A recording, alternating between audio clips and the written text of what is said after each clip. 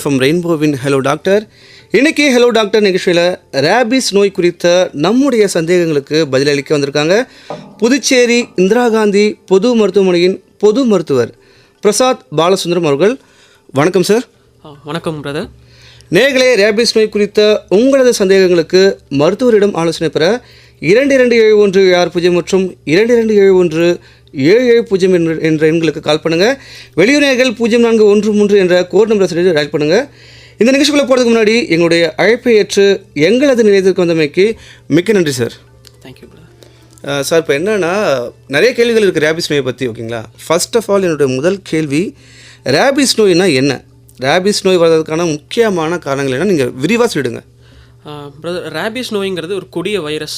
Okay. அது நம்ம ஏன் ரேபிஸ் பற்றி இவ்வளோ பேசுகிறோன்னா, ரேபிஸ் வந்து ஒரு 100% மார்ட்டாலிட்டி உள்ள ஒரு வைரஸ். அது 100% மார்ட்டாலிட்டி மீன்ஸ் ரேபிஸ் வந்துச்சுன்னா கண்டிப்பாக 100% அவங்க இறக்க தான் போகிறாங்க, காப்பாற்ற முடியாது. ஸோ அதனால தான் ரேபிஸுங்கிறத நம்ம இவ்வளோ அழுத்தி நம்ம பேசுறதுக்கு உண்டான காரணம் அதுதான். ஸோ ரேபிஸ்க்கு வைத்தியம் கிடையாது, தடுக்கிறதுக்கு உண்டான வழிமுறை மட்டும்தான் இருக்கும். ஸோ அதனால தான் ரேபிஸ் இப்போ ஒரு நாய் கடிச்சதுன்னா உடனே வேக்சின் போய் போடுங்க அப்படிங்கிறது சொல்கிறது. ஏன்னா வேக்சின் போட்டோம்னா அந்த வைரஸை நம்ம உடம்புலேருந்து வெளியே கொண்டு வந்துடலாம். சப்போஸ் நம்ம உடம்புல பரவ ஆரம்பிச்சிச்சுன்னா நம்மளால் எதுவுமே பண்ண முடியாது. ஓகே. ஸோ அதனால தான் நம்ம ரேபிஸ் பற்றி இவ்வளோ அழுத்தி பேசுறதுக்கு காரணம். ரேபிஸ் வரதுக்கு காரணம் பார்த்தீங்கன்னா வெறி நாய் கடிக்கிறது, இல்லை வேற காட்டு விலங்குகள் கடிக்கிறது, ஈவன் நம்ம வீட்டில் வளர்க்குற நாய், பூனை வகைகள், பசுமாடு, எருமாடு எது கடிச்சாலுமே நமக்கு ரேபிஸ் வர்றதுக்கு நிறைய வாய்ப்பு இருக்கு. பசுமாடுகள் கடிச்சா கூட வர வாய்ப்பு இருக்குங்க பிரதர். 98% நமக்கு ஹியூமன்ஸ்க்கு ரேபிஸ் வர்றதுக்கு 98 to 99% காரணம் வந்து டாக்ஸ் அண்ட் கேட்ஸ் தான். பட் இருந்தாலும் கேட்டில்ஸ்க்குமே சான்சஸ் நிறைய இருக்கு. Okay sir. நான் கூட இதனால் நாயால் தான் பரவுன்னு நினச்சிட்டு இருந்தேன். பட் நீங்கள் இந்த கால்நடைகள்லாம் சொல்லும்போது எனக்கும் கொஞ்சம் இப்போ தான் புரியுது அதை பற்றி. என்னோட அடுத்த கேள்வியும் கேட்டுறேன் சார். இப்போ ரேபிஸ் நோய் எந்தெந்த விலங்குகளை அதிகமாக தாக்கும், அதோடைய விளைவுகள் என்ன? அதான் இப்போ ஆல்ரெடி சொன்ன மாதிரி 98% நாய் தான். ஃபஸ்ட்டு காசு நாய் தான். அதுக்கப்புறம் பூனை வகைகள், அதுக்கப்புறம் காட்டு விலங்குகள், அதுக்கப்புறம் நம்ம ரொம்ப ரேராக தான் இந்த நம்ம மாடு கடிக்கிறது, ஈவன் கழுதைகள், குதிரைகள் அது கடிச்சாலுமே ரேபிஸ் தாக்குதற்கு நிறைய வாய்ப்பு இருக்குது தான். ஏன் 98% சொன்னீங்க? நாய்களுக்கு சொல்லியிருந்தீங்க, ஏன் நாய்களுக்கு குறிப்பாக ரேபிஸ் நோய் வருது? ஏன்னா நமக்கும் நாய்களுக்கும் தான் உண்டான இது நிறைய இருக்கிறனால, நம்ம நாய் கூட தான் நிறைய ஸ்பெண்ட் பண்ணுறதுனால நாய் சொல்கிறேன் நான். ஏன்னா நம்ம வீட்லேயே நாய் வளர்க்குறோம், ப்ளஸ் அது இல்லை ஸ்ட்ரே டாக்ஸ் நிறைய இருக்குல்ல. ஸோ அதனால நாய்ங்கிறது 98% வந்துருச்சு. இதுவே வேற கேட்டில்ஸ் கூட நம்ம நிறைய ஸ்பெண்ட் பண்ணிட்டு இருந்தோம்னா அது வரதுக்கு சான்ஸ். இப்போ பூனைகள் அதிகமாக வளர்க்குறாங்க வீட்டில், பூனைகள் ரொம்ப செல்லப்பிராணியாக வளர்க்குறாங்க. ஸோ அதுகளுக்கும் வருமா? வரும், பட் நாய் தான் ஃபர்ஸ்ட், அதுக்கப்புறம் பூனை வகைகள் வருது. Okay sir. ஸோ பூனை வளர்க்குறது கொஞ்சம் பார்த்து தான் வளர்க்கணுன்றீங்க. ஆமாங்க. சரி. இப்போ இன்னொரு கேள்வி என்னென்னா, ரேபிஸ் நோய் மனிதர்களை எந்தெந்த முறைகளில் தாக்கும், ஓகேங்களா? அதை பற்றி கொஞ்சம் விரிவாக சொல்லிவிடுங்க. அது எல்லாமே ஒரு இப்போ ரேபிஸ் இப்போ ஒரு நாய்க்கு இன்னைக்கு கடிக்குதுன்னா நாளைக்கே சிம்டம்ஸ் எதுவும் கொண்டு வந்துடாது. மினிமம் 1 to 3 months ஆகும். அதாவது 1 monthலேருந்து 3 monthsக்குள்ளே எப்போ வேணாலும் சிம்டம்ஸ் வரும். சிம்டம்ஸுமே உங்களுக்கு டிப்பிக்கலாக இப்படி தான் வருவாங்க அப்படிங்கிறது கிடையாது. ஃபஸ்ட்டு ஜுரம், இருமல், சளி அந்த மாதிரிலாம் நம்மளால சொல்ல முடியாது. ஹைப்பர் ஆக்டிவ் ரெண்டு வகையாகவே பேஷண்ட் வரலாம். ஹைப்பர் ஆக்டிவ்னா, ஹைப்போ மீன்ஸ் பேஷண்ட் ரொம்ப சோர்ந்து போயிருப்பாங்க, எந்த வேலையும் செய்ய முடியாமல் படுத்த படுக்கையாக இருப்பாங்க, ஃபீவர் படுத்த படுக்கையாக இருப்பாங்க. இல்லை ஹைப்பர் ஆக்டிவ்னா ரொம்ப பேஷண்ட் அஜிடேட்டடாக இருப்பாங்க. அஜிடேட்டட்னா கண்ட்ரோல் பண்ண முடியாத அளவுக்கு ரொம்ப இப்போ தண்ணி போட்டால் ரொம்ப அஜிடேட்டடாக இருப்பாங்களா, அந்த அளவுக்குமே வருவாங்க. ஸோ 2 விதமாகவே பேஷண்ட் ப்ரெசென்ட் ஆவாங்க. இது வரைக்குமே நான் 3 வருஷம் பாண்டிச்சேரியில் இருந்திருக்கேன். பாண்டிச்சேரியில் நான் ஒரு ரேபிஸ் பேஷண்ட்டை பார்த்துருக்கேன். அதான் அவர் எப்படி வந்தார்னா, தலைவலி, ஜுரம் அப்படி தான் வந்து அட்மிட் ஆனார். நாங்கள் அவருக்கு தண்ணி பழக்கம் இருக்கிறனால ஓகே அவர் ஒரு ஆல்கஹால் சிம்டம்ஸில் இருக்காரு அப்படின்னு நினச்சிட்டு இருந்தோம். ஆனால் வார்டில் போகிறப்போ தண்ணி குடிக்கிறப்ப தான் அந்த சிம்டம்ஸ், அந்த ஹைட்ரோஃபோபியாங்கிற சிம்டம்ஸ் வச்சு கிளினிக்கில் ஓகே ஒரு ரேபிஸ் இருக்குன்னு சொல்லி நம்ம ஜிப்மர் ரெஃபர் பண்ண பேஷண்ட்டு. ஸோ இப்படி தான் ப்ரெசென்ட் ஆவாங்க அப்படிங்கிறது கிடையாது. ஒரு ஏடிபிக்கல் ப்ரெசன்டேஷன், ஒரு ஏடிபிக்கல் மெனிஞ்சைட்டிஸ், மெனிங்கோ என்கெஃபலைட்டிஸ் அந்த மாதிரி தான் இங்கே ப்ரெசென்ட் ஆவாங்க. ஒரு சிம்டம்ஸ் வச்சு இவங்களுக்கு ரேபிஸ் இருக்குது அப்படின்னு சொல்ல முடியாது. ஹைட்ரோஃபோபியாங்கிறது ஒரு பேத்தகனோமிக் சிம்டம்ஸ் சொல்லலாம். ஹைட்ரோஃபோபியா இருந்துச்சுன்னா கண்டிப்பாக எங்களுக்கு கிளினிக்கல் ரேபிஸ் இருக்குன்னு நம்ம சொல்லிடலாம். அப்போ சிம்டம்ஸ் பொறுமையாக தான் காமிக்கும், அது வரைக்கும் நமக்கே தெரியாதுன்னு சொல்லுவீங்க? ஆமாம். ஒரு 70 to 80% அந்த இன்குபேஷன் பீரியட்னு சொல்லுவோம். நான் இப்போ இன்னைக்கு ஒருத்தருக்கு நாய் கடிக்குதுன்னா ஒரு 1-3 மாதம் கழிச்சு தான் பேஷண்ட்டுக்கு அந்த சிம்டம்ஸ் வரும். அந்த 70-80%க்கு 1-3 months சொல்லலாம். இன்னொரு 10% ஆஃப் பீப்புளுக்கு வந்து ஒரு வருஷத்துக்குள்ள எப்போ வேணாலும் வரலாம். ஒரே ஒரு கேஸ் மட்டும் 8 இயர்ஸ் கழிச்சு வந்ததா ஒரு ரிப்போர்ட் இருக்குது ஒரு கேஸுக்கு மட்டும். So most of the people வந்து அந்த 1 to 3 monthஸில் தான் வந்து சிம்டம்ஸ் சொல்ல முடியும். ஓகே, இப்போ எனக்கு இன்னொரு டவுட் என்னன்னா, இப்போ என்ன வந்து நாய் கடிச்சிதுன்னு வச்சுக்கோங்க, நான் ஊசி போட்டுட்டேன். ஸோ நான் இப்போ ப்ரிவெண்ட்டாக இருப்பேன். ஆமாம். திரும்ப என்ன ஒரு நாய் கடிக்குது, ஸோ நான் திரும்ப ஒரு ஊசி போடணுமா? ஆமாங்க பிரதர். அது என்னன்னா ஃபஸ்ட்டு நீங்கள் இப்போ வேக்சினுங்கிறது நம்ம வந்து 4 வேக்சினுமே நம்ம ஃபுல்லாக முடிச்சிடணும். அதாவது 0 டே, 3rd டே, 7th டே, 20th டே இந்த 4 வேக்சினுமே கரெக்டாக முடிச்சிட்டிங்கன்னா நீங்கள் ஃபுல்லாக கம்ப்ளீட் பண்ணிட்டீங்கன்னு அர்த்தம். இந்த 4 போட்டும் அடுத்த ஒரு 3 மாதத்துக்குள்ள உங்களுக்கு நாய் கடிச்சதுன்னா தேவைப்படாது. 3 மாதத்துக்கு அப்புறம் உங்களுக்கு நாய் கடிக்கிறப்ப திரும்பி பூஸ்டர் டோஸ்னு சொல்லுவோம். பூஸ்டர் டோஸ்னா 2 வேக்சின் மட்டும் நம்ம போடுற மாதிரி இருக்கும். 0 டே, 3rd டே இந்த 2 வேக்சின் இந்த 2 நாள் வேக்சின் மட்டும் நம்ம போட்டுக்கணும். இப்போ நீங்கள் ஃபுல் டோஸ் கம்ப்ளீட் பண்ணிட்டீங்க 0, 3, 7, 28 இந்த 4 டேவும் வேக்சின் கம்ப்ளீட் பண்ணிட்டீங்கன்னா 5 to 10 இயர்ஸ் வரைக்குமே நீங்கள் வந்து ஃபுல் இம்யூனைஸ்டாக இருப்பீங்க. ஓகே. ஸோ இன்னொரு கேள்வி என்னென்னா, இப்போ இந்த நாய் கடிச்சிருச்சு ஓகேங்களா, ஒரு வெறி நாய் கடித்த உடனே நான் ஃபஸ்ட்டு என்னென்ன செய்யணும், என்னென்ன முதலுதவி நான் செய்யணும்? ஓகே. இப்போ ஒரு வெறிநாய் உங்களுக்கு கடிக்குதுன்னா அந்த கடித்த பாட்டை நல்லா ரன்னிங் டேப் வாட்டரில் ஒரு 10 to 15 minutes கண்டிப்பாக 10 to 15 minutes நல்லா வாஷ் பண்ணிட்டே இருக்கணும். சோப் போட்டு நீங்கள் நல்லா வாஷ் பண்ணிட்டே இருக்கணும். 10 to ஏன்னா கண்டிப்பாக 10 to 15 minutes. அது நம்மளோட மெயின் நோக்கம் என்னன்னா, நாய் அந்த கடிச்சா அதோட சலைவா நம்ம அந்த பாட்டில் இருக்கக்கூடாது, ப்ளஸ் வைரஸ்மே நம்ம கழுவுற தண்ணியில் போயிடணும். அதுதான் நம்மளோட மெயின் நோக்கம். ஸோ நல்லா சோப் போட்டு கழுவிட்டிங்கனாலே 50 to 60% ஆஃப் நீங்கள் ப்ரிகாஷன் நீங்கள் அதிலே கொண்டு வந்துட்டீங்க. அதுக்கப்புறம் கழுவிட்டு உடனே நீங்கள் பக்கத்தில் இருக்க ஜிஹெச்க்கோ இல்லை பிஹெச்க்கோ நீங்கள் உடனே போயிடணும். உடனே போயிட்டு டிடி இன்ஜெக்ஷனும் ப்ளஸ் அந்த ஏஆர்வி வேக்சினுமே நீங்கள் ஃபஸ்ட் டேவே நீங்கள் போட்டுறணும். வெறும் எல்லாருமே அந்த ஒரு வேக்சின் போட்டால் போதும், இல்லை நம்ம ஜிஹெச்சுக்கு போகிறத விட ப்ரைவேட்டில் போயிட்டு காஸ்ட்லியாக வேக்சின் போட்டால் ஒரு வேக்சின்லேயே சரியாயிரும் அப்படின்ட்டு கிடையாது. 4 நாள் அந்த 0 டே, 3rd டே, 7th டே, 20th டே இந்த 4 வேக்சினுமே கண்டிப்பாக போட்டோம். கண்டிப்பாக போட்டால் மட்டும்தான் ஃபுல்லாக இம்யூனைஸ் ஆக முடியும். அப்படி ஒரு போடலாம் போகிறோம்லாம் திரும்பியும் ரேபிஸ் வரதுக்கு நிறைய வாய்ப்பு இருக்குங்களா? ரேபிஸ் வந்துருச்சுன்னா செகண்ட் சான்ஸ் நமக்கு கிடையவே கிடையாது. ஸோ நாய் கடிச்சதுன்னா கண்டிப்பாக வந்து அந்த 4 ஊசியுமே நீங்கள் போட்டு ஆகணும். Okay sir. இன்னொரு கேள்வி என்னென்னா, இப்போ வெறிநாய் கடிக்கிறதால வந்து இப்போ மனிதர்களுக்கு ஏற்படுற பாதிப்புகள் என்னென்னு சொல்லிட்டீங்க, அதோட விலைகளை பற்றி இன்னும் கொஞ்சம் விரிவாக சொல்ல முடியுமா? நிறைய பேருக்கு வந்து அந்த அவேர்னஸ் இல்லை ஓகேங்களா. இப்போ நாய் கடிக்குதா, ஓகே நீங்கள் சொன்ன மாதிரி இப்போ கைவிட்டு அப்படியே போயிடுவாங்க. சில பேர் வந்து ஊசி போடுறதுக்கு சோம்பேறித்தனப்பட்டு கூட போக மாட்டாங்க ஹாஸ்பிட்டல் பக்கம்லாம், இல்லை நாட்டு வைத்தியம் கூட பண்ணுறாங்க சில பேர். ஸோ அவங்களுக்கு நீங்கள் சொல்லிவிடுங்க. இப்போ நம்ம சைடுமே வந்து டெய்லி ஒரு 15 கேசஸ்னாச்சும் வரும். நம்ம நாய்க்கடியோடு வருவாங்க. அதில் சில பேர் வந்து நாய் கடித்தோடனே கழுவ மாட்டாங்க, மஞ்சள் வச்சுட்டு வர்றது, மண் போட்டு வர்றது, சுண்ணாம்பு தேய்ச்சிட்டு வர்றது இந்த மாதிரி இருப்பாங்க. சில பேர் நாட்டு வைத்தியத்துக்கு போயிட்டு ஒரு 5 நாள் கழிச்சு அந்த பெரிய ஊண்டாக இருக்கும், அந்த ஊண்டு ரொம்ப இன்ஃபெக்ட் ஆனக்கப்புறம் வருவாங்க. அப்படி வரப்போ வந்து ஆல்ரெடி ரேபிஸையும் நம்ம பார்க்கணும், அப்புறம் அந்த இன்ஃபெக்டான ஊண்டையும் நம்ம பார்க்கணும். ஸோ ரொம்ப சிரமம். ஸோ நான் என்ன சொல்லணும்னா, நாட்டு வைத்தியத்துக்கு அகேன்ஸ்டாக நான் பேசல, பட் என்னன்னா ரேபிஸுங்கிறது ரொம்ப கொடிய நோய். ஆல்ரெடி சொன்ன மாதிரி 100% மார்ட்டாலிட்டி உள்ள ஒரு நோய். உடனே நீங்கள் வந்து ஜிஹெச்சுக்கு வந்துடுங்க. ஒரு 15 minutes நீங்கள் அந்த ஊண்டை நல்லா வாஷ் பண்ணிட்டு சோப் போட்டு நல்லா கழுவிட்டு கூட ஏதாவது ஒரு ஆன்டிசெப்டிக் இருந்துச்சுன்னா போட்டுட்டு உடனே வந்துடுங்க. ஓகே டாக்டர், ஒரு கால் வந்திருக்காங்க, பேசிடலாம். வணக்கம் சார். வணக்கம், யாருங்க பேசுறீங்க? நான் வேலூர் மாவட்டம் கட்படியில் இருந்து சந்திரசேகர் பேசுறேன். சொல்லுங்க சேகர் சார், உங்களுடைய கேள்விகள் என்ன டாக்டர் கேட்டுங்க. கண்டிப்பா டாக்டர். வணக்கம். எனக்கு 2 கேள்விகள் இருக்கு டாக்டர். சொல்லுங்கம்மா. முதல் கேள்வி பாத்தீங்கன்னா, இந்த காயம் அந்த வூண்ட் அப்படிங்கிறது இருக்கு இல்லையா, சில பேருக்கு அந்த இன்ஃபெக்ஷன் அது சுத்தி ஆகும். அது வந்து என்ன காரணங்களால இருக்கு? நான் டாக்டர்ஸ் கிட்ட கேள்விப்பட்டிருக்க வரைக்கும் அதுல ஒன்னா தண்ணி படும், அல்லது சுகர் பேஷண்ட்ஸ்க்கு அந்த சுகருடைய லெவல் ஜாஸ்தி ஆகும்பொழுது ஆப்வியஸ்லி இன்ஃபெக்ஷன் மாதிரி இன்னும் அதிகமாகும் அப்படிங்கிறாங்க. ஸோ ஒரு இடத்துல காயம் ஏற்பட்டது அப்படின்னா அதை எப்படி பராமரிக்கிறது, அண்ட் சில பேருக்கு இன்ஃபெக்ஷன் மாதிரி ஆகிறதுக்கு ஒரு முக்கிய காரணம் என்ன? இது என்னுடைய முதல் கேள்வி டாக்டர். 2வது கேள்வி, நாள்பட சில இடங்கள்ல புண் அப்படிங்கிறது இருக்கும். உதாரணத்துக்கு இந்த டோஸ், எஸ்பெஷலி இந்த சுகர் பேஷண்ட்ஸ்க்கு சொல்ல வரேன், அவங்களுக்கு சாமானியத்துக்கு புண் அப்படிங்கிறது ஆறாது.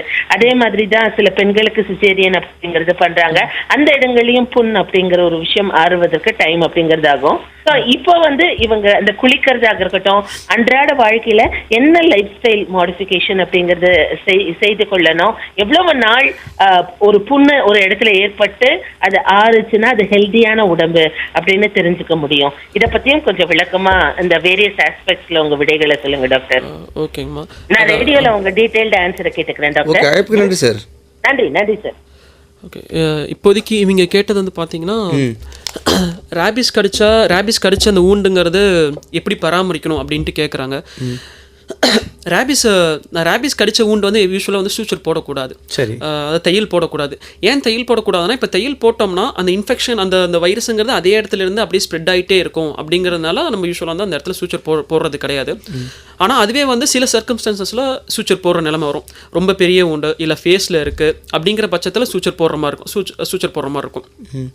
அப்படி சூச்சர் போடாத ஊண்டை வந்து எப்படி பராமரிக்கணும்னா, டெய்லி கரெக்டாக அது ட்ரெஸ்ஸிங் பண்ணிக்கிட்டே இருக்கணும். டெய்லியும் நீங்கள் நம்மளால் ட்ரெஸ்ஸிங் பண்ணாலும் பக்கத்தில் இருக்க பிஹெச்சுக்கு போயிட்டு கரெக்டாக ட்ரெஸ்ஸிங் பண்ணிட்டே இருங்க. குளிக்கிறது வந்து குளிச்சுக்கலாம். அந்த தண்ணிப்பட கண்டிப்பாக போக தான் செய்யுது. அது என்னன்னா, குளிச்சு முடிச்சோன்னே அதை ட்ரை பண்ணிடணும். நீங்கள் ட்ரை பண்ணிட்டு திரும்பி அதுக்கு ஆன்டிசெப்டிக் எப்படி தான் கொடுத்துருப்பாங்க, அதை நீங்கள் அப்ளை பண்ணிடணும். நீங்கள் டாக்டர், இன்னொரு கேள்வி என்னன்னா, இப்போ சுகர் வந்துருக்கு சொல்கிறாங்களே, சுகர் வந்தவங்கள இந்த வெறிநாய் கிடைச்சா எப்படி? ஏன்னா அவங்களுக்கு அந்த காயங்கள் வந்து ஆறதுக்கு ரொம்ப நாள் ஆகும். ஸோ அவங்களுக்கு எப்படி நம்ம இந்த காயங்களை ஆற்ற முடியும்? அவங்களுக்குமே வந்து சேம் இதே உண்டான அட்வைஸ் தான். சரி. சுகர் உள்ள பேஷண்ட்டுக்கு வந்து நாய் கடிச்சிருச்சுன்னா அவங்க புண்ணு ஆறதுக்கு ரொம்ப ரொம்ப சிரமம் தான். அவங்க ஃபர்ஸ்ட் ஆஃப் ஆல் சுகர் ரொம்ப கண்ட்ரோலாக வச்சுருக்கணும். அவங்க சுகர் நல்லா கண்ட்ரோலாக வச்சுருந்தாலே புண்ணுங்கிறது தானாக சரியாயிரும். மற்றபடி நாய்க்கடிக்கு உண்டான ஊசியை அவங்க கரெக்டாக போட்டுக்கணும். ப்ளஸ் வந்து அவங்களாம் ஒரு இம்யூனோ காம்ப்ரமைஸ்டு பேஷண்ட் ஸ்டேட்டில் வருவாங்க. அதாவது ஒரு ஹெச்ஐவி பேஷண்ட், டிவி பேஷண்ட், இல்லை ஒரு கேன்சர் பேஷண்ட், ஒரு கீமோதெரப்பி உள்ள பேஷண்ட், அவங்களுக்குலாம் வந்து ஒரு கேட்டகரி 1, 2, 3ன்னு ஒரு டாக் பைட்டை பிரிப்போம் நம்ம. ஓகே டாக்டர், ஒரு காலை வந்திருக்காங்க, அவங்கள்ட்ட பேசலாம். வணக்கம். வணக்கம் சார். வணக்கம், யாருங்க பேசுறீங்க? வினோத் ஃப்ரம் உப்புவேலு. சொல்லுங்க வினோத் சார், டாக்டர்கிட்ட பேசுங்க. வணக்கம் சார். நான் சொல்லுங்கண்ணா. வணக்கங்கண்ணா. வணக்கம் சார். இப்போ எனக்கு வந்து சார் ஒரு 6 மந்த்ஸ்க்கு முன்னாடி நான் வந்து நடந்து போயிட்டு இருந்தேன். சரிங்கண்ணா. எனக்கு நாய் என்ன பண்ணேன்னா, கிட்ட வந்து ஒவ்வொன்று, அதாவது நகத்தை, அது வாய் வந்து எனக்கு பட்டா மாதிரி இருந்தது, படாத மாதிரி இருந்தது.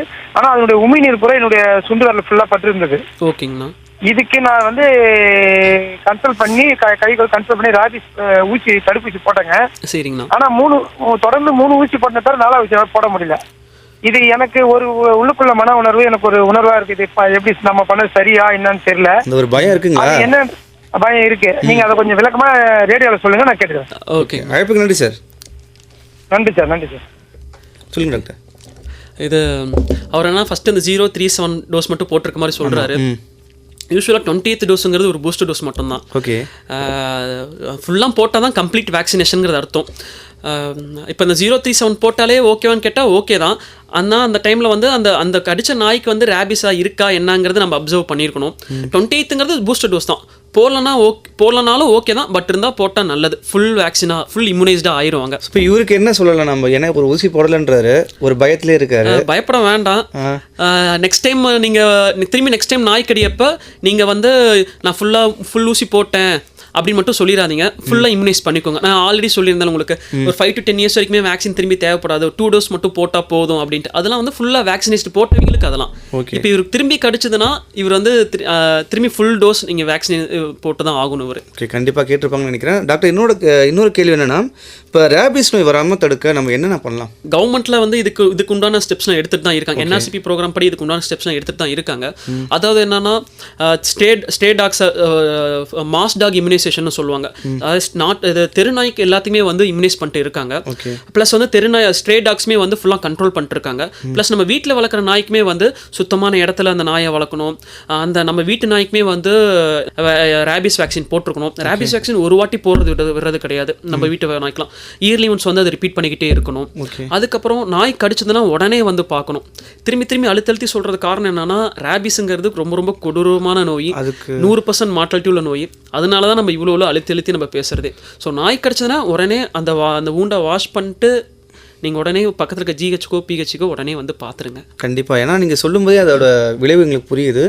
கண்டிப்பாக அதுக்கு வந்து மரணம் தான் அதுக்கு நிச்சயம்னு சொல்கிறீங்க. ஆமாம். ஓகே, அடுத்த கேள்வி என்னென்னா, இப்போ வளர்ப்பு பிராணிகள். ஓகே, ஒரு காலம் வந்திருக்காங்க, பேசலாம். வணக்கம். ஹலோ. வணக்கம். வணக்கம் சார். சொல்லுங்கள், யாருங்க பேசுகிறீங்க? கலா வாழைப்பழம் பேசுகிறேன். சொல்லுங்கள் கலா மேடம், உங்களுடைய கேள்விகள் என்ன? டாக்டர்கிட்ட கேளுங்க. ஹலோ, வணக்கம் சார். ஆமாம், சொல்லுங்கம்மா. வணக்கங்கம்மா.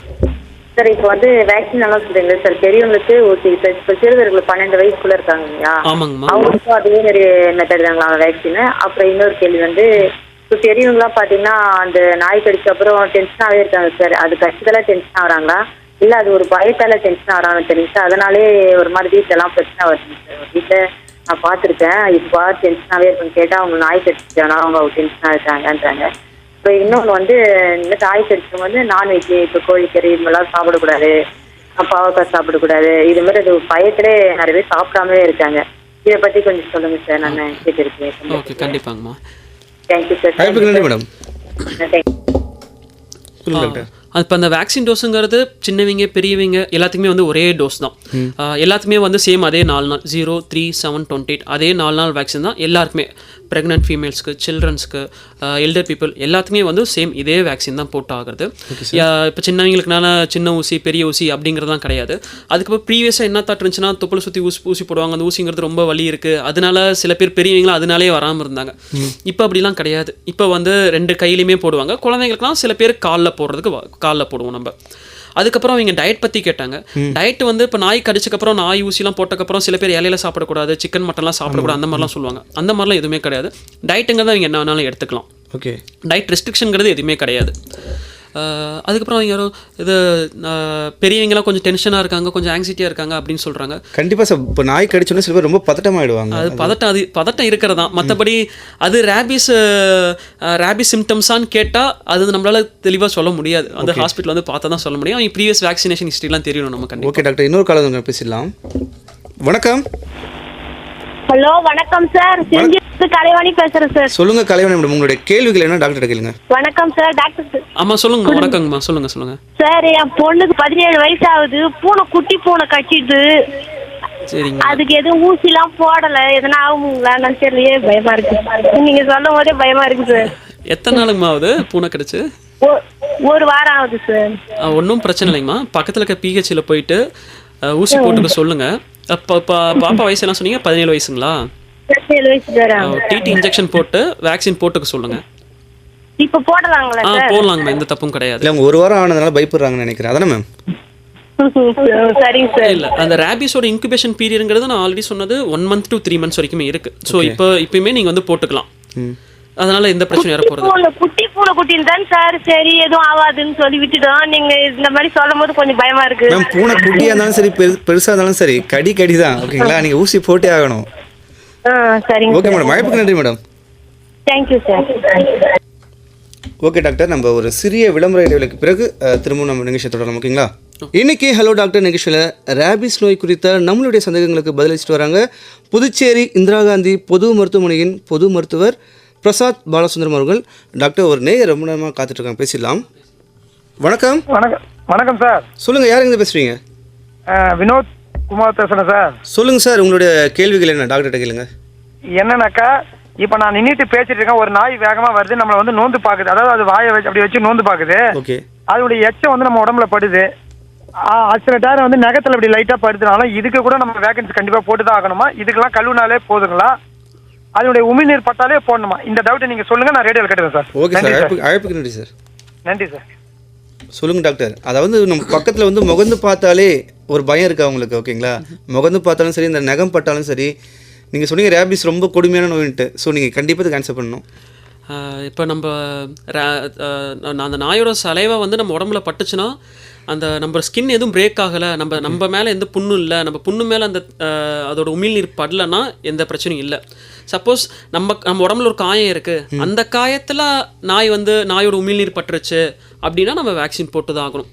மற்றபடி நம்ம யூஸ்வலாக நம்ம வீட்டு நாயை நம்ம காலில் வந்து நக்கிறது, இல்லை கையை நம்ம ஏதாவது சாப்பாடு கொடுக்குறப்ப நம்ம கையில் வந்து நம்ம அதோட சலைவா படுறது, அதெல்லாம் எந்த பிரச்சனையுமே கிடையாது. அதெல்லாம் கேட்டகரி 1ன்னு சொல்லுவோம். நம்ம ஸ்கின் இன்டாக்டாக இருக்குது, ஸ்கின்ல எந்த பிரச்சனையுமே இல்லை, ஸ்கின் பிரேக் ஆகலை அப்படிங்கிற பட்சத்தில் நம்ம எதுவுமே பண்ண தேவையில்ல, கழுவுனா போதும். ஸோ காயம்பட்ட இடத்துல மட்டும்தான் அந்த பிரச்சனை வரும்ன்றீங்க? ஆமாம், அதாவது ஸ்கின்ல ஏதாச்சும் ஒரு காயம் இருந்து அந்த காயத்தில் வந்து நாயோட உமிழ்நீர் பட்டுருச்சுன்னா நம்ம வந்து வேக்சின் போட்டு ஆகணும். கண்டிப்பாக சார். கேட்டிருப்பாங்கன்னு நினைக்கிறேன். என்னுடைய அடுத்த கேள்வி என்னென்னா, இப்போ வளர்ப்பு பிராணிகள் இருக்குது. இப்போ நாய் சொல்லிட்டோம், பூனை இருக்குது, சில பேர் வந்து சில முயல் குட்டி கூட வளர்க்குறாங்க. ஓகேங்களா, காட்டு விலங்கு மாதிரி வளர்க்குறாங்க.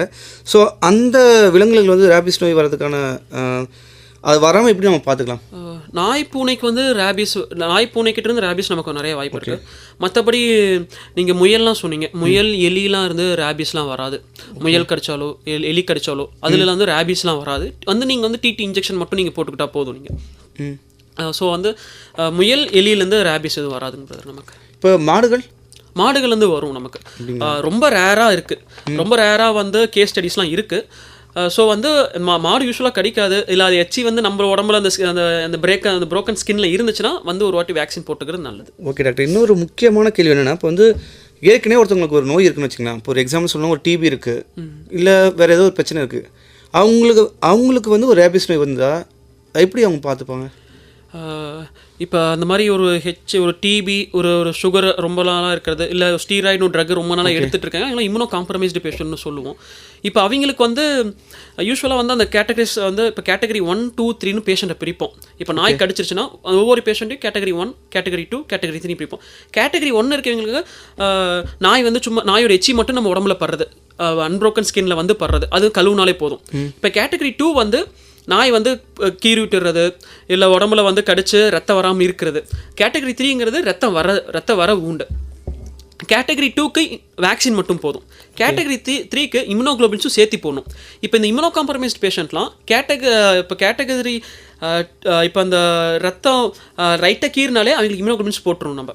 கேட்டகரி 2, 3 இவங்க ரெண்டுலேயுமே வந்து இம்யூனோகுளோபின்ஸ் போட்டுருணும் நம்ம இம்யூனோ காம்ப்ரமைஸ்ட் பேஷண்ட்டுக்கு. ஓகே, இன்னொரு கேள்வி என்னென்னா, இப்போ ரேபிஸ் நோய்க்கும் சாதாரண ஒரு நாய் கடிக்கும் என்ன வித்தியாசம்? ரேபிஸ் உள்ள ஒரு நாய் கடிக்கும், இப்போ ரேபிஸ் இல்லாத ஒரு நாய் கடிக்கும் என்ன வித்தியாசம்? ப்ரீவியஸாக அன்ப்ரோவோக்கன் பைட்னு சொல்லிட்டு இருந்தாங்க. அதாவது என்னன்னா, இப்போ ரேபிஸ் உள்ள நாய், ரேபிஸ் இல்லாத நாய், நம்மளே நாய் வந்து இப்போ நம்ம ஏதாச்சும் நாயை நோண்டி நம்மளே நாய் கடிக்கிறக்கும், நாய் தானாக வந்து கடிக்கிறதுக்குமே வித்தியாசம். அதெல்லாம் வந்து ரேபிஸ் நாய், இதெல்லாம் வந்து ரேபிஸ் இல்லாத நாய் அப்படிலாம் சொன்னாங்க. பட் என்னதான் இருந்தாலும் எல்லா நாய்க்குமே வந்து நீங்கள் வேக்சின் போட்டுக்கிறது நல்லது.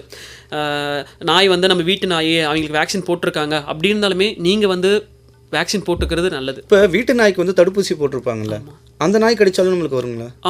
இல்லை, வருங்கிறத விட நம்ம வேக்சின் போட்டுக்கிறது நம்மளே பாதுகாக்கிறது நல்லது. முடிஞ்ச அளவுக்கு நீங்கள் ஊசியை போடுங்க, என்னாலும் பரவாயில்ல, ஊசியை போடுங்க. ஆமாம். ஓகே டாக்டர், இன்னொரு கேள்வி என்னன்னா, இந்த ஹைட்ரோஃபோபியா அதை பற்றி கொஞ்சம் டீட்டெயிலாக சொல்லுங்கள்.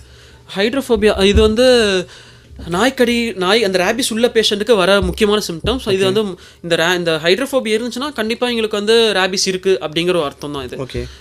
இது எதனால் வருதுன்னா, பேஷண்ட்டுக்கு வந்து ரேபிஸ் வந்து போய் நம்ம மூளையை அட்டாக் பண்ணிடும், மூளையில் இருக்க செல்ஸில் அட்டாக் பண்ணிடும். ஸோ அதனால லைட்டாக அவங்க தண்ணியை குடித்தாலோ இல்லை தண்ணியை பற்றி நினச்சாலே தொண்டையில் இருக்க மசில்ஸ்லாம் வந்து ஸ்பேசம், அதாவது சுருங்கிடும். ஸோ அதனால அவங்களுக்கு மூச்சுரும் சிரமமாயிரும்.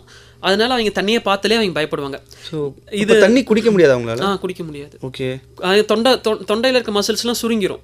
ஸோ அதனால அவங்க தண்ணியே குடிக்க முடியாது, தண்ணியும் குடிக்க முடியாது, அவங்களால மூச்சையுமே ஒழுங்காக சுவாசிக்க முடியாது. ஓகே, ஸோ அதனால தான் அவங்க தண்ணியை பார்த்தாலே அவங்க வந்து பயப்படுவாங்க, ஒரு அலர்ஜி மாதிரி வந்துடும். ஓகே, என்னென்ன அறிகுறிகள் இந்த ரேபிஸ் வந்து ரொம்ப தீவிரமான அறிகுறிகள் என்ன சொல்லுவீங்க? ரேபிஸ் பேஷண்ட் தீவிரமாக இருக்குன்னா ரொம்ப அஜிடேட்டடாக இருப்பாங்க, ரொம்ப சலைவேஷன்ஸ் இருந்துகிட்டே இருக்கும், ரொம்ப அவங்க பேஷண்ட்டுக்குமே ரொம்ப சலைவேஷன்ஸ் இருந்துகிட்டே இருக்கும், எச்சி ரொம்ப சுரத்திட்டே இருப்பாங்க, ப்ளஸ் வந்து ரொம்ப கன்ஃபியூஷனாக இருப்பாங்க. இதெல்லாம் வந்து ஒரு மிட் ஸ்டேஜில் இருக்கும். கடைசியாக பேஷண்ட் கோமா போவாங்க, அப்புறம் டெத். இதுதான். ஓகே, ரொம்ப ஒரு டேஞ்சரஸான ஒரு நோய் தான் இது. 100% மார்ட்டாலிட்டி உள்ள அது. ஓகே, இன்னொரு டவுட் சார், இப்போ என்ன வந்து இப்போ நாய் கடிச்சிட்டு ஓகேங்களா, எனக்கு தெரியல, இல்லை எனக்கே தெரியாமல் கூட ஏதாவது நடந்திருக்கு, 3 மாதம் கழிச்சு தான் நீங்கள் தெரியும்னு சொல்லியிருக்கீங்க, நான் வந்து இப்போ ரத்தம் கொடுக்கலாமா? எனக்கே தெரியாமல். அப்படி கூடாதுங்க பிரதர். இல்லை, எனக்கு தெரியல. ஸோ அதில் தெரியுமா? இல்லை, இதில் வந்து நம்ம வந்து யூஸ்வலாக நீங்கள் பிளட் ட்ரான்ஸ்ஃபியூஷன் கொடுக்க போகிறீங்கன்னா அது எல்லாமே நம்ம டெஸ்ட் பண்ணுவோம். அதில் வந்து ரேபிஸ் இருக்குது அதெல்லாம் பார்க்க மாட்டாங்க. ஓகே, ஸோ வந்து முடிஞ்ச அளவுக்கு வந்து நம்ம அந்த சிம்டம்ஸ் காமிக்கிற வரைக்கும் கொஞ்சம் எப்போவுமே நாய் கடிச்சா உடனே ஊசியை போட்டுடணும். ஆமாம். ப்ளஸ் அது இல்லாமல் இப்போ சின்ன பசங்களாம் வந்து வெளியில் விளையாடுவாங்க, நம்மளாம் வீட்டுக்குள்ளே இருப்போம். சின்ன பசங்க ஏதாச்சும் ஒரு இடத்துல நாய் கடிச்சாலும் வீட்டில் வந்து சொல்ல மாட்டாங்க, அவங்க என்னன்னா வீட்டில் வந்து அம்மா அப்பா திட்டுவாங்க, சொல்ல மாட்டாங்க. ஸோ சின்ன பசங்களை ஏதாச்சும் காயம் பார்த்தாலுமே வந்து வேக்சின் வந்து போட்டுக்கிறது. சின்ன பசங்களை காயம் பார்த்தாலும் கண்டிப்பாக அந்த பசங்கிட்ட என்ன ஆச்சு நாய் தெளிவாக கேட்டுக்கணும், அந்த விழிப்புணர்வு வேணும் கண்டிப்பாக. ஆமாம், ஏன்னா இந்த மாதிரி நிறைய பேர் வராங்க, அவங்களாம் ஒரு 4-5 நாள் கழிச்சு வராங்க. பெற்றவங்களுக்கு கண்டிப்பாக இந்த விழிப்புணர்வு வேணும், அதை பசங்களுக்கும் சொல்லித்தரணும். ஏன்னா நாயோட அந்த தீவிரத்தன்மையை நம்ம சொல்லணும் இந்த ரேபிஸ் நோயை பற்றி. ஏன்னா பசங்க வந்து சொல்கிறதுக்கு பயப்படுவாங்க, வீட்டில் பசங்க சொல்கிறதுக்கு பயப்படுவாங்க. அதனால வந்து கீரல் அந்த மாதிரிலாம் இருந்துச்சுன்னா கொஞ்சம் பசங்கிட்ட நீங்கள் கேட்டு தெரிஞ்சுக்கோங்க இது எதனால் வந்துச்சு அந்த மாதிரிலாம். ஏன்னா சுற்றி நாய், ஏன்னா இப்போ ஸ்ட்ரீட் டாக்ஸுங்கிறது ரொம்ப நிறையா இருக்குது. ஸோ அதெல்லாமே நீங்கள் தெளிவாக கேட்டுக்கணும் நீங்கள் பசங்கிட்ட. இப்போ பூனைகளும் அதுமாரி தானே சார்? இப்போ பூனைகள் வந்து நம்ம நகத்தால் கீரும் விளையாடும் போது அதுமாதிரி கீரைனாலும் நம்ம ஊசி போடணுமா? ஆமாம், அது வந்து கேட்டகரி 2ல் வந்துடும். ஸோ நம்ம ஊசி போட்டு தான் ஆகணும். ஓகே, கண்டிப்பாக. இன்னொரு முக்கியமான கேள்வி, இது வந்து நீங்கள் கொஞ்சம் ரொம்ப டீட்டெயிலாக சொல்லிவிடுங்க. ஏன்னா இப்போ இந்த ரேபிஸ் நோயோட பாதிக்கப்பட்ட நபருக்கு என்னென்ன சிகிச்சைகள் கொடுக்குறாங்க? சிகிச்சைங்கிறது பார்த்தீங்கன்னா அது சிகிச்சையே கிடையாது. அந்த ரொம்ப அஜிடேட்டடாக இருக்காங்கன்னு சொல்லலாம். அந்த அஜிடேட்டர் கம்மி பண்ணுறதுக்கு நம்ம ட்ரீட்மெண்ட் பண்ணுவோம். ப்ளஸ் பேஷண்ட் நம்ம பேஷண்ட் ரேபிஸ்ன்னு தெரிஞ்சிச்சுன்னா பேஷண்ட் ஐசோலேட் பண்ணிடுவோம். ஐசோலேஷன் வார்டில் தனியாக வச்சிரும். ஏன்னா அவங்களோட உமிழ்நீர் வந்து மற்றவங்களுக்கு பட்டு பரவதுக்கு வாய்ப்பு நிறையா இருக்குது. அந்த மாதிரி வந்து ஹியூமன் டு ஹியூமன் டிரான்ஸ்மிஷன் பெருசாக இருந்தது இல்லை. பட் இருந்தாலுமே வரதுக்கு வாய்ப்பு நிறையா இருக்குது. ஸோ ட்ரீட்மெண்ட் பண்ணுற டாக்டரும் சரி, கூட இருந்து பார்த்துக்கிறீங்களும் சரி, எல்லாமே வந்து பிபி போட்டு தான் நம்ம வந்து பேஷண்ட்ஸே பார்த்துப்போம் நம்ம. ஓகே. அட்லாஸ்ட்டுங்கிறது டெத்து தான். மற்றபடி அவங்க அஜிடேட்டடாக இருந்தாங்களா அதுக்கு நம்ம காம் பண்ணுறதுக்கு அதுக்கு உண்டான ட்ரக்ஸு, ஃபீவர் இருந்துச்சுன்னா ஃபீவருக்கு உண்டான ட்ரக்ஸு, இந்த மாதிரி சப்போர்ட்டிவ் ட்ரீட்மெண்ட் தான் தவிர டெஃபினட்டிவ் ட்ரீட்மெண்ட்டுங்கிறது கிடையாது ரேபிஸ். இது காற்றின் மூலமாக பரவக்கூடிய ஒரு நோயா சார்? இது காற்றின் மூலியமான்னு கிடையாது. மற்றபடி அந்த பேஷண்ட் வந்து அவங்களே ரொம்ப அஜிடேட்டட் ஆகி வெளியில் துப்புறப்ப, வாந்தி இருக்கிறப்ப, அந்த மாதிரி டைமில் நம்ம மியூக்கஸ் மெம்பரேனில் எக்ஸ்போஷர் ஆகிறப்ப நமக்கு வரதுக்கு வாய்ப்பு நிறையா இருக்குது. ஓகே. ஸோ நாமளும் கொஞ்சம் ப்ரிகாஷனாக இருக்கும். சரி, என்னோட இன்னொரு முக்கியமான கேள்வி, ரொம்ப முக்கியமான கேள்வி கூட சொல்லலாம். இப்போ ரேபிஸ் நோயால் பாதிக்கப்பட்ட ஒரு விலங்கோட மாமிசத்தை உண்றதுனால நமக்கு ரேபிஸ் வருமா? இது வரைக்கும் அந்த மாதிரி டிரான்ஸ்மிஷன் எதுவும் இருந்தது கிடையாது. ஓகே. இப்போ நான் ப்ரீ சொன்ன மாதிரி கவுஸ்க்குலாம் வரும், அதை கேட்டல்ஸ்லாம் வரும்னு சொல்லியிருந்தது. பட் ஆனால் இந்த மாதிரி மீட்டை சாப்பிட்றப்ப யூஸ்வலாக குக் பண்ணுறப்ப எல்லா வைரஸுமே இறந்துரும். எல்லா வைரஸுமே இதாயிரும். ஆனால் வந்து ஒரு சில பேர் ஹாஃப் பாயிலில் சாப்பிட்றாங்கல்ல, அன்குக்டு ஃபுட் மீட் சாப்பிட்றப்ப இதுக்கு மாதிரி வந்தது கிடையாது. ஓகே. பட் இருந்தாலும் அவாய்ட் பண்ணிக்கிறது. ஏன்னா இப்போ சாப்பிட்றப்ப அந்த விலங்குக்கு ரேபிஸ் இருக்கா என்னங்கிற நமக்கு தெரிய போகிறது இல்லை. ஆனால் அன்குக்டு ஃபுட் வந்து நம்ம சைடில் யூஸ்வலாக அந்த மாதிரிலாம் சாப்பிட்றது இல்லை. ஓகே. இன்னொரு கேள்வி சார் என்னென்னா, இப்போ ரேபிஸ் நோயை தடுக்க நம்ம அரசு என்னென்ன நடவடிக்கைகளை எடுத்துகிட்டு வருது? ஸ்ட்ரே டாக்ஸை கண்ட்ரோல் பண்ணிட்டுருக்காங்க. ஸ்ட்ரே டாக்ஸ்க்கு அந்த மாஸ் டாக் வேக்சினேஷனுங்கிறது எல்லா ஸ்ட்ரே டாக்குமே வந்து வேக்சினேஷன் கொடுத்துட்ருக்காங்க. இப்போயே ஒரு 60 to 70% ஆஃப் ஸ்ட்ரே டாக்ஸ்க்குலாம் வேக்சினேஷன் முடிச்சாச்சு. என்னதான் இருந்தாலும் ரிமைனிங் ஏதாச்சும் மிஸ் ஆக தான் செய்யும். ப்ளஸ் வந்து எல்லா ஜிஹெச்லுமே வந்து ஏஆர்விங்கிறது எல்லாமே ஃப்ரீயாக போட்டுட்டு தான் இருக்காங்க. பிஹெச்லுமே எல்லாத்துக்குமே வந்து ஏஆர்வி கிடச்சிட்டு தான் இருக்குது. ஸோ வந்து ரெண்டு சைட்லேயுமே வந்து நாய்களுக்கும் உண்டான பராமரிப்பு போயிட்டு தான் இருக்குது. ஈவன் நம்மளோட ஹியூமன்ஸுக்குமே உண்டான இது போயிட்டு தான் இருக்குது. என்னதான் வந்து அரசு வந்து முன்னெச்சரிக்கை நடவடிக்கைகள் எடுத்தாலும் நாமளும் கொஞ்சம் விழிப்புணர்வாக இருக்கணும். அது கடித்த உடனே இங்கே ஊசி போட சொன்னீங்க. ஸோ அதை பண்ணாலே போதும், மோஸ்ட்லி இந்த டெத்தை நம்ம தவிர்க்கலாம்னு சொல்கிறீங்க. ஆமாம், இது வரைக்கும் வேக்சின் போட்டு இறந்தவங்களோட பெர்சன்டேஜ்ங்கிறது ரொம்ப கம்மி தான். அப்படியும் இறந்தாங்கன்னா அதுக்கு காரணம் வந்து ஒழுங்காக வேக்சின் போடல, மிஸ் ஆயிடுச்சு, டேட் இப்போ 2 போட்டுட்டு ஒருத்தவங்க 1 மிஸ் பண்ணிட்டேன்னு சொன்னாங்க. ஆமாம். ஸோ ப்ராப்பராக 3 போடணும். ஆமாம், 4 போட்டுடணும். 4 டோஸ் போட்டுருணும். ஸோ அப்போ தான் பயலாமல் இருக்கலாம். ஆமாம். Okay doctor. ஓகே, ஒரு சிறிய விளம்பர இடைவேளை, அதுக்கப்புறம் திரும்ப நம்ம நிகழ்ச்சியை தொடரலாம். ஓகேங்களா? இன்னைக்கு ஹலோ டாக்டர் நிகழ்ச்சியில் ரேபிஸ் நோய் குறித்த நம்முடைய சந்தேகங்களுக்கு பதிலளிச்சுட்டு வராங்க புதுச்சேரி இந்திரா காந்தி பொது மருத்துவமனையின் பொது மருத்துவர் பிரசாத் பாலசுந்தரம் அவர்கள். டாக்டர், இப்போ நான் ரொம்ப யோசிச்சுட்டு இருந்தேன் ஒரு கேள்வி என்னென்னா, இப்போ ஒரு ஹார்ட் பேஷண்ட் இருக்காங்க, ஓகேங்களா? அவங்க ஆல்ரெடி நிறைய மெடிசன் எடுத்துகிட்டு இருப்பாங்க அந்த ஒரு டிசீஸ்க்காக. அவங்கள வந்து ரேபிஸ் இருக்கிற ஒரு நாய் கடிச்சதுன்னா அவங்க என்ன பண்ணலாம்? கண்டிப்பாக பயப்படுவாங்க, ஓகேங்களா? பயம் இல்லாமல் இருக்கணும். என்ன மாதிரியான ப்ரிகாஷன் பண்ணலாம், இல்லை என்ன மாதிரியான ட்ரீட்மெண்ட் எடுக்கலாம் அவங்க? அவங்களுக்குமே வந்து அதே ப்ரோட்டோகால் தான். நாய் கடிச்சோடனே நான் அந்த கடிச்ச இடத்த 15 minutes நல்லா ரன்னிங் டேப் வாட்டர்ல வாஷ் பண்ணிட்டு அவங்களுமே வந்து வேக்சின் போட்டுக்கிறதா. இல்லை, அவங்க ஆல்ரெடி மெடிசன் நிறைய எடுத்துகிட்டு இருப்பாங்கல்ல அந்த ஹார்ட் பேஷண்ட். அந்த வேக்சின் வந்து கான்ட்ராண்டிகேஷன் எதுவுமே கிடையாது, எல்லாத்துக்குமே போடலாம். வேக்சின் பிரெக்னன்ட் ஃபீமேல்ஸ், குழந்தைங்க, ஹார்ட் பேஷண்ட்ஸ் எல்லாத்துக்குமே வந்து வேக்சின் போடலாம். யாருக்குமே கான்ட்ராண்டிகேட்னு கிடையாது. வேக்சினால அலர்ஜிங்கிறது பார்த்தீங்கன்னா ரொம்ப ரொம்ப கம்மி தான். அப்படியே அந்த அலர்ஜிங்கிறது ரொம்ப மைல்டு அலர்ஜி, ஏதாச்சும் ஒரு தலை சுத்தல், வாந்தி அந்த மாதிரி தான் வரும் தவிர வேக்சினால எந்த ஒரு பாதிப்புமே வரப்போறது கிடையாது. ஸோ இப்போ இந்த மெடிசன் வந்து அந்த மெடிசன் கூட அந்த மாதிரி எந்த பிரச்சனையுமே இல்லை. பிரச்சனை. ஸோ நம்ம தைரியமாக போடலாம். ஓகே. இன்னொரு முக்கியமான கேள்வி என்னென்னா வந்து, இப்போ ஒரு ரேபிஸ் நோய் பாதிக்கப்பட்ட ஒரு ஆடோ இல்லை மாடோ இப்போ பால் நம்ம சாப்பிட்றோன்னு வச்சுக்கிங்களேன், நமக்கே தெரியாமல் அந்த பாதிக்கப்பட்ட ரேபிஸ் நோயில் பாதிக்கப்பட்ட ஒரு ஆடு இல்லை மாடு அதோட பால் குடிக்கிறோம், நமக்கு ரேபிஸ் வருங்களா?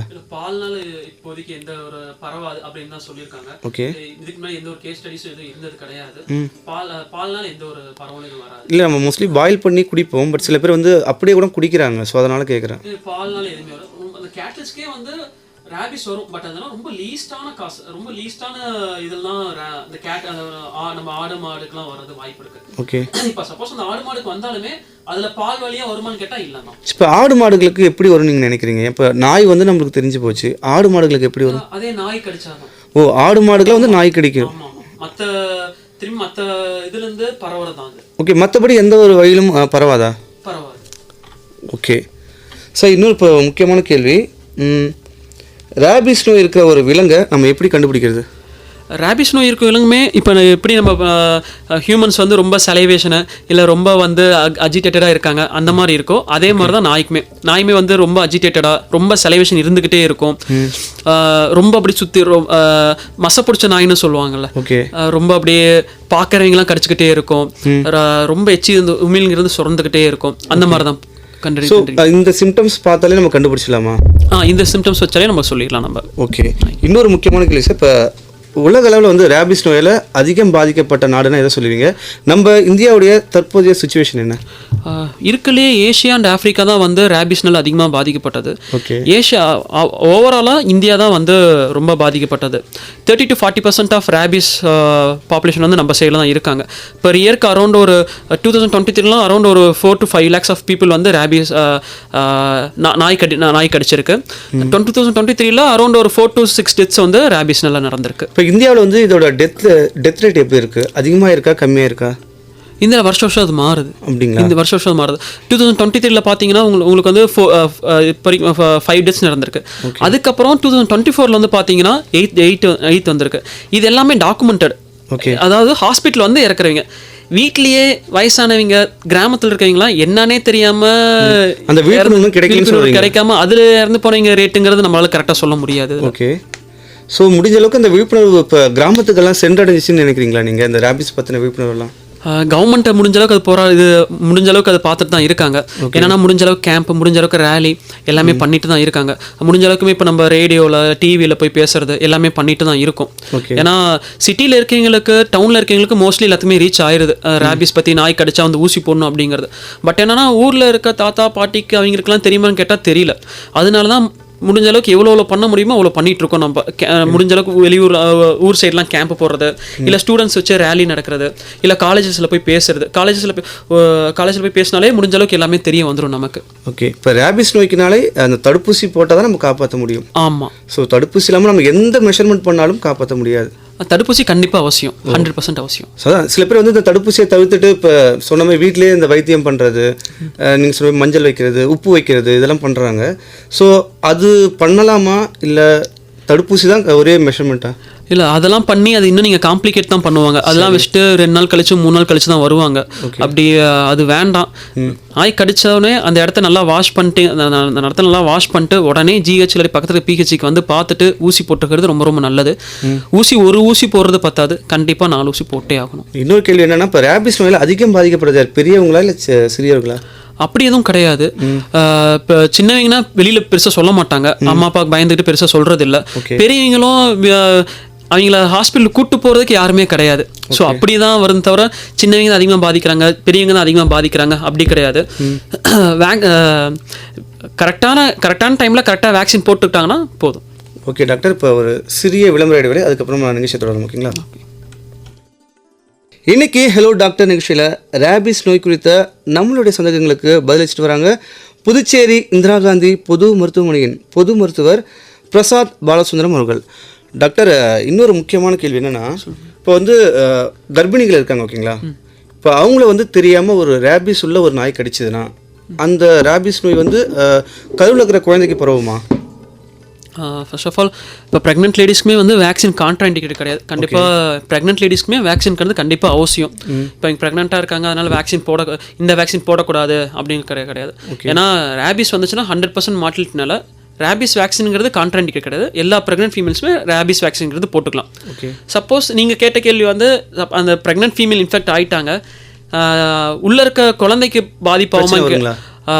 உள்ள குழந்தைக்கு பாதிப்படுறதுக்கு நிறைய வாய்ப்பு இருக்குதான். ஓகே, அந்த வெர்டிக்கல் டிரான்ஸ்மிஷன் சொல்லுவோம், அது வந்து ரேபிஸில் இருக்குதான். ஓகே, இப்போ இன்னொரு கேள்வி என்னன்னா, நீங்கள் இது வரைக்கும் எத்தனை நோயாளிகள் பார்த்துருப்பீங்க இந்த மாதிரி ரேபிஸால் பாதிக்கப்பட்டு? இப்போ பாண்டிச்சேரியில் ஒரு 3 இயர்ஸாக இருக்கேன். ஓகே. ஒரு ரேபிஸ் பேஷண்ட்டை பார்த்துருக்கோம். அது என்னன்னா அவங்க வந்து டிப்பிக்கல் சிம்டம்ஸ் அப்படிலாம் கிடையாது. பேஷண்ட் ஃபீவர் ஹெட்டேக் வாமிட்டிங் சொல்லி வந்த பேஷண்ட்டு. நம்ம வந்து மூலக்காய்ச்சல் மாதிரி ட்ரீட் பண்ணிட்டு இருந்த பேஷண்ட்டு. ஓகே. நடுவில் வந்து ஹைட்ரோஃபோபியா அவருக்கு அப்படியே கொஞ்சம் டெவலப் ஆச்சு. பேஷண்ட் முன்னாடி வந்து கான்ஷியஸாக இருந்தார். போக போக அவருக்கு வந்து ஹைட்ரோஃபோபியா டெவலப் ஆயிடுச்சு. இதை பார்த்தக்கப்புறம் தான் அவருக்கு ரேபிஸ்ன்னு கிளினிக்கலாக டயக்னோஸ் பண்ணி பேஷண்ட்டை வந்து ஜிப்மருக்கு ரெஃபர் பண்ணணும். ஓகே. அவருமே அடுத்த ஒரு 3 days வந்து பேஷண்ட் எக்ஸ்பைர்ட்னு எங்களுக்கு இன்ஃபார்ம் பண்ணாங்க. ஓகே. ஸோ முடிஞ்ச அளவுக்கு நம்ம வந்து தடுப்பூசி போட்டால் தான் இந்த நோயிலேருந்து தப்பிச்சிக்க முடியும். ஆமாம். இப்போ அந்த பேஷண்ட்டுமே வந்து பின்னாடி ஹிஸ்ட்ரி கேட்குறப்ப 4 மாதத்துக்கு முன்னாடி நாய் கடிச்சுதா அவர் தம்பி சொன்னாது. பட் ஆனால் அவர் வந்து ஊசியில் எதுவும் போட்டுக்கல அப்படின்ட்டு சொல்லிட்டு இருந்தாங்க. டாக்டர், இன்னொரு கேள்வி. இப்போ நம்ம கர்ப்பிணியை பற்றி கேட்டிருந்தோம். இப்போ டெலிவரி டைம் இருக்கு ஓகேங்களா, அந்த மாதிரி டைமில் இதுமாரி ரேபிஸ் உள்ள நாய் கடிச்சதுன்னா அது டெலிவரி எதனா பாதிப்புல கொண்டு வரும்? இல்லை, அந்த மாதிரி எதுவுமே கிடையாது. வேக்சினுக்கு கான்ட்ராண்டிகேஷன் எதுவுமே கிடையாது. ஓகே. ஸோ எப்போவுமே வேக்சின் தான். ஆமாம். வேக்சின் போட்டால் இப்போ நாய் கடிச்சிருச்சு ஓகேங்களா, நான் எத்தனை நாளுக்குள்ளே அந்த ஊசியை போட்டுருணும்? ஃபஸ்ட்டு முடிஞ்ச அளவுக்கு எவ்வளோ சீக்கிரம் முடியுமோ அவ்வளோ சீக்கிரம் போட்டுடலாம். இதான் டைம் மெஷர்மெண்ட் இருக்கு. ஒரு நாள் மேக்ஸிமம் 48 ஹவர்ஸ்க்குள்ளே நம்ம வேக்சின் போட்டுருணும். நம்ம ஓகே. வேக்சின் நம்ம டிலே பண்ணுறதுங்கிறது என்னென்னா சில இன்குபேஷன் பீரியட்ங்கிறது 2 weeksல வரும். ஓகே. ஸோ 2 வாரம் கழிச்சு நம்ம வேக்சின் போட்டுக்கலாம் அப்படின்னு நம்ம வெளியூரில் இருக்கோம், 2 நாள் கழிச்சு நம்ம வேக்சின் போட்டுக்கலாம் அப்படின்ட்டு நம்ம விடக்கூடாது. முடிஞ்ச அளவுக்கு எவ்வளோ சீக்கிரமாக வேக்சின் போட்டுக்கலாமோ அவ்வளோ சீக்கிரம் வேக்சின் போட்டுடணும். நம்ம ரெக்கமெண்ட் பண்ணுறது 1 dayல போட்டுடணும். ஓகே. வேக்சின் அதுக்கப்புறம் இம்யூனோகுளோபின்ஸ் சொல்லுவோம். அது வந்து அதுவுமே வந்து வேக்சின் போட்டு 7 நாளுக்குள்ளே இம்யூனோகுளோபின்ஸும் போட்டுருணும். நம்ம கேட்டகரி 3 பைட்டுக்கு வந்து இம்யூனோகுளோபின்ஸ் வந்து ரெக்கமெண்டட். சில பேர் வந்து வேக்சின் போட்டு அந்த இடத்துல இம்யூனோகுளோபின்ஸ் இருக்காது, ஜிஹெச்சுக்கு தான் பேஷண்ட் வர சொல்லுவாங்க. நம்ம வேக்சின் போட்டோமே எதுக்கு அதெல்லாம் போட்டுக்கிட்டு பெரிய ஊசி எதுக்கு போட்டுக்கிட்டு அப்படி விட்டுருவாங்க. இம்யூனோகுளோபின்ஸுமே ரொம்ப ரொம்ப முக்கியம். எல்லாருமே வந்து கரெக்டாக டாக்குமெண்ட் பண்ணி அமுச்சுட்ருவாங்க. இந்த மாதிரி கேட்டகரி 3 பைட்டு பேஷண்ட் நீட் இம்யூனோகுளோபின்ஸ்னு போட்டு அமுச்சுட்றாங்க. பட் ஏன்னா பேஷண்ட் வந்து ரொம்ப அசால்ட்டாக தான் ஊசி போட்டோமே, நாய் ஊசி போட்டாச்சு, இங்கே போட்டோம், எதுக்கு நம்ம அவ்வளோ தூரம் ட்ராவல் பண்ணி ஜிஹெச்சுக்கு ட்ராவல் பண்ணி போய் அந்த ஊசி போடலாமா அப்படின்ட்டு ஒரு டவுட் இருக்கும். போட்டுக்கிறது கண்டிப்பாக போட்டு. இந்த ஷோ கேட்ட பிறகு கண்டிப்பாக எல்லாருக்கும் ஒரு பயம் இருக்கும். ஏன்னா இந்த நோயோட தன்மையை நீங்கள் தெளிவாக சொல்லிட்டீங்க. இதுக்கு வந்து இறப்பு தான் ஒரே தீர்வு. ஸோ முடிஞ்ச அளவுக்கு தடுப்பூசியை போடுன்னு சொல்லிட்டீங்க. ஸோ கண்டிப்பாக இதுக்கப்புறம் நிறைய பேர் விழிப்புணர்வாக இருப்பாங்க நான் நம்புகிறேன். இன்னொரு கேள்வி, இப்போ நீங்கள் ஒரு நாளைக்குள்ளே போட சொன்னீங்க. ஒருவேளை ஏதோ தவறும் பட்சத்தில் 1 நாள் இல்லை 2 நாள் தாண்டி நான் ஊசி போட வேண்டிய நிலைமை வந்துச்சுன்னா அப்போ எனக்கு வருங்களா அது? இல்லை, அது அந்த 1 நாள் 2 நாளுங்கிறது தவறுங்கிறது ஒன்றும் பிரச்சனை இல்லை, போட்டுக்கலாம் நம்ம. ஸோ அந்த ஒரு 2-3 நாளுக்குள்ளேயே போட்டுருணும். ஆமாம். ஓகே. கடைசி கேள்வி உங்ககிட்ட இதுதான். ரேபிஸ் இல்லாத ஒரு இந்தியாவை உருவாக்கணும்னா நம்ம என்னென்ன பண்ணணும்? நம்ம ஸ்ட்ரே டாக்ஸ்லாம் வந்து நம்ம கவர்மெண்ட் சைட்லேருந்து பார்த்தீங்கன்னா ஸ்ட்ரே டாக்ஸ் எல்லாத்துக்குமே வந்து அந்த மாஸ் வேக்சினேஷனுங்கிறது பண்ணிட்டு இருக்காங்க. ப்ளஸ் இப்போ இந்த ஸ்ட்ரே டாக்ஸுமே வந்து கொஞ்சம் கண்ட்ரோல் பண்ணிட்டுருக்காங்க. இப்போ அந்த பிரச்சனையெல்லாம் சார் நம்ம ரேபிஸ் பற்றி பேசலாம் நம்ம முடிவு பண்ணது. ப்ளஸ் வந்து இப்போ நாய் கடிச்சோடனே உடனே போய் வேக்சின் போட்டுருணும். நம்ம வீட்டு நாய்க்குமே வந்து வேக்சின்ஸ்லாம் கரெக்டாக இயர்லி பூஸ்டர் டோஸ்லாம் போட்டு கரெக்டாக மெயின்டைன் பண்ணாலே போதும் தான். ஸோ வந்து இப்போ நம்ம அரசு பக்கத்துலேருந்து சொல்லிட்டோம். கேட்குற நேயர்கள் நீங்கள்லாம் வந்து எப்படி இருக்குன்னு நீங்கள் சொல்ல வரீங்க? ரொம்ப அசால்ட்டாக இருக்காதீங்க. இப்போ நாயோட உமிழ்நீர் மேலே படுறதுனால அது எதுவும் பிரச்சனை கிடையாது. நாயோட உமிழ்நீர் பட்டுச்சுன்னா நீங்கள் வந்து வாஷ் பண்ணிட்டா போதும். நல்லா வாஷ் பண்ணிட்டு நல்லா சோப் போட்டு வாஷ் பண்ணிட்டீங்கன்னா போதும். சப்போஸ் அந்த நாயோட உமிழ்நீர் அதோட வாய்ப்பட்டு இல்லை நகம் பட்டு நம்ம உடம்புல கீரல் வந்துச்சுன்னா நீங்கள் கண்டிப்பாக வந்து ஊசி போட்டே ஆகணும். ஏன்னா நகம் தானே கீரி இருக்குது, நாய் எச்சி பட்டா தானே பிரச்சனை அப்படின்னு சில பேர் விடுவாங்க. ஏன்னா நாயோட பழக்கம் வந்து நாயோட அதோட காலையே நக்கிட்டு இருக்கும். ஸோ அதனால அதோட நகத்துலேருந்தே நமக்கு வரதுக்கும் நிறைய வாய்ப்பு இருக்குது. ஸோ அதனால தான் நாய் கீறினாலும் நீங்கள் வந்து வேக்சின் போடுங்க அப்படிங்கிறது நம்ம சொல்கிறது. ஸோ நாய் கீறினாலோ இல்லை நம்மளோட புண்ணில் நாய் லிக் பண்ணிடுச்சுனாலோ நீங்கள் வந்து வேக்சின் போட்டுக்கிறது ரொம்ப ரொம்ப நல்லது. ஒரு வேக்சினும் நிப்பாட்டாதீங்க. கரெக்டாக சொன்ன டேட்டில் சொன்ன டைமில் வந்து வேக்சின் போட்டுக்கோங்க. ஒரு நாள் 2 நாள் மிஸ் ஆகிறது எந்த தப்பும் கிடையாது. பட் இருந்தாலும் 4 நாளுங்கிறது கண்டிப்பாக அந்த 4 நாள் உண்டான வேக்சின்ங்கிறது கண்டிப்பாக போட்டு ஆகணும். ஓகே டாக்டர், இப்போ நம்ம நிகழ்ச்சியோடைய நேரத்துக்கு வந்துட்டோம். இவ்வளோ நேரம் எங்களுடைய கேள்விகளுக்கு ரொம்ப அழகாக பதில் சொன்னீங்க டாக்டர். உங்களுக்கு எங்கள் நிலையத்தின் சார்பாகவும் நேர்கள் சார்பாகவும் மனமார்ந்த நன்றிகள். ரொம்ப நன்றி. நேர்களை இன்னைக்கு ஹலோ டாக்டர் நிகழ்ச்சியில் ரேபிஸ் நோய் குறித்த நம்முடைய சந்தேகங்களுக்கு விளக்கமாக பதில் கொடுத்தாங்க புதுச்சேரி இந்திரா காந்தி அரசு பொது மருத்துவமனையின் பொது மருத்துவர் பிரசாத் பாலசுந்தரம் அவர்கள்.